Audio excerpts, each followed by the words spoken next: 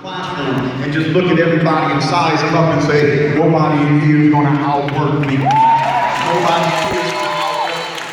Because I control how hard I work. I control how hard I work. So I want to acknowledge, like others have, your family. So all the families of the graduates, we love you. You've been supporting us. You've been supporting them, the parents, the foods, and the children, and everybody who's made sacrifices for you to be here. Let me tell you what I call that. Let me tell you what your parents did. Let me tell you what your children and your family members have been doing for you to help you get here. They've been working their shift. That's all they do. When grandmama babysat for you, she was working her shift. Thank you, Mommy. When somebody broke you off a little change and said, baby, even though I don't have enough for myself, but I'm sacrificing for you, I'm working my shift. And then the good news is that you've been working your shift while you're here. You've been doing it because you know that people are going to follow you. And you're being watched. Everybody's watching you. So I want to call up everybody here who's ever helped me to get here. I want to call up the spirit of everybody, and I want to start with calling up Mother Odessa Cox, and I want to read a few quotes from her. So what we found out on Mother Odessa Cox is on July 11, 1967, at 3:30 a.m. in the morning. 3:30 a.m. I was asleep. Everybody was asleep. But Odessa Cox, Adele Cannon, Sue Acosta, Dr. Agnes Moreland Jackson, they were here waiting for the bungalows to arrive. And in our book, we read, this is what Odessa Cox told you, young people. This is what she told you. She says, you got to do better than me.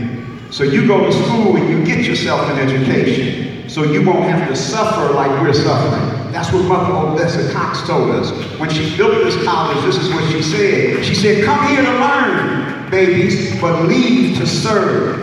Leave to serve God's children. She said, don't let that prejudice stop you from doing what you got to do. I got a feeling that this was our duty to correct these wrongs wherever they are. That's who you are. You're social justice people. The reason why there's a crisis in black education is because we have a social justice issue. She said, I must have gone to that school board for 10 years straight, at least 3 times a week, if not more, to convince them that we gone, I gotta say it like that, we gone, have a Los Angeles Southwest College in South Central Los Angeles, baby. We gonna have it. You're not gonna tell me no. And I feel like, yes, I've been denied this, but don't just sit there and talk about it. You gotta get up and do something about it. And what I want to tell the ladies in here is that you have the same power Odessa Cox had in her is also in you. So the crisis in black education, that's how deep, I'm about to go there now. The crisis in black education, you've heard it explained, Dr. Weber's talked about it, Lafayette's talked about it.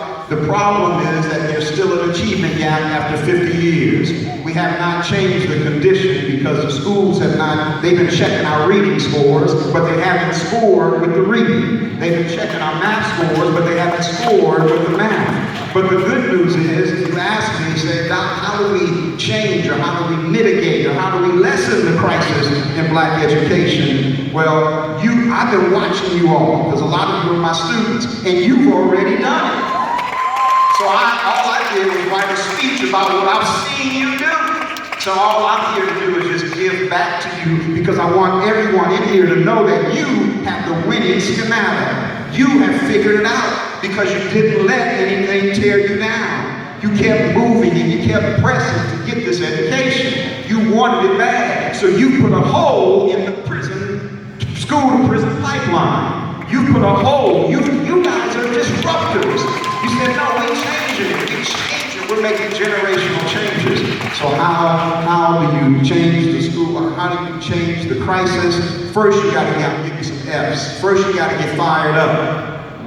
Right? Because I've seen you and you've been fired up. President Barack Obama, I have to evoke his spirit. Come on, President Barack Obama. He said your destiny is not written for you, your destiny is written by you. You are in charge of your destiny. And then he said this woman in South Carolina, this little woman, little short woman, he was sick. He didn't even want to go forward. He was tired. And she walked around the room with a little gold tooth and a little church hat.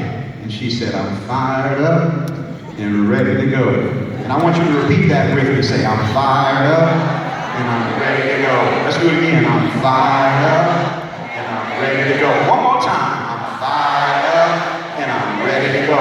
Everybody sound ready to go. I know how y'all feel. So you gotta get fired up. You gotta get focused.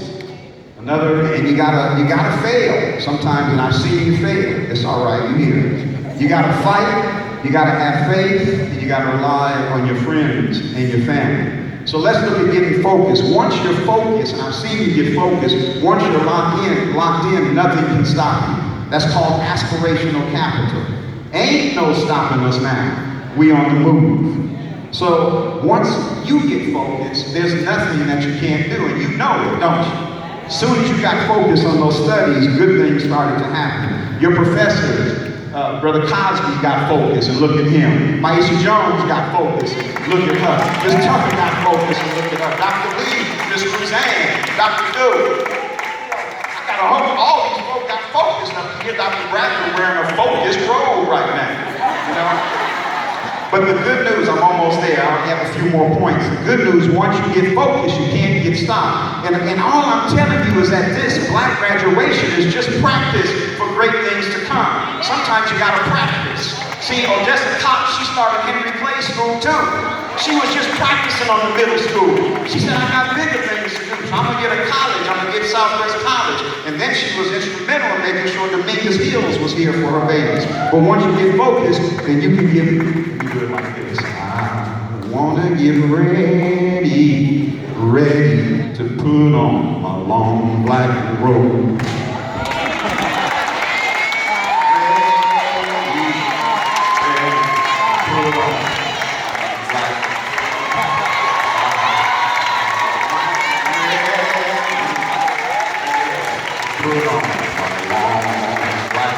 This is how it looks, y'all. This is how it looks when you get focused. You get the BA. See, the AA robe is the same as the BA robe. And the master's robe is a little different.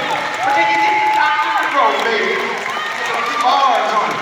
And just get ready to get your long black robe. Sometimes you have to fail. But I don't care about failure because it ain't nothing but learning from it. It's a learning experience, right? Failure, F, is just your first attempt, in learning. We're supposed to fail. It's all right. But we get back up. We fall down, but we get back up because we're resilient. We're resilient. You've had to fight and fight and fight and fight for it. You've had to fight the family drama. You've had to fight the street drama. You had to fight the work. You even had to fight some of these professors. Some of us crazy folk, right? You had to fight the crazy. But you're still fighting because you know that your life depends on your fight. And it still does, and it still will. You've also had to have faith, and I've seen the faith expressed here. 2 more points and I'm done. You've had to have the faith, and I've seen it. You've been glorifying. There's a spiritual song that goes like this. It says, when it looked like there was no sun, when it looked like there would be no sun in the sky, God put a rainbow in the clouds. And that's your faith. If you got faith, you can see your way through. So you guys knew that you could make it. Professor Jones, I'm looking at you. She calls it your spiritual locus of control. See, they did a study and they found Dr. Harper did a study, 500 black males in college who had 3.0s or above. 500 of them had it. 498 said, I'm here because of my spiritual locus of control. God's got my back. I got faith, I can do it. And then lastly, you depended on your friends and your family.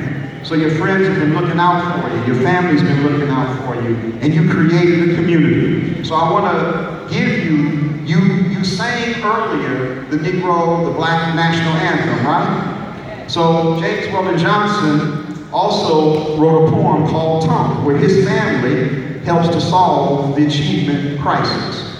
It goes like this. Look here, Tunk. Now ain't this awful? I thought I done sent you off to school, boy. Don't you know that you was growing to be a regular fool? Where's the books I done bought you? Look here, boy, you tell me quick.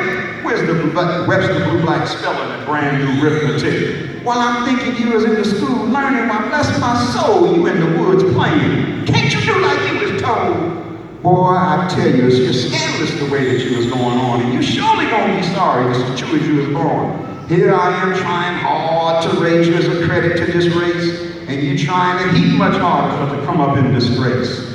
These the days, listen to this one. These the days when men don't get to the top by hooks and crooks. You got to get there standing on a pile of books. That's the fact of education. That's the thing that's going to rule. Get them books, you lazy rascal, and get your place back in school. I'm fired up and ready to go. Come on. I'm fired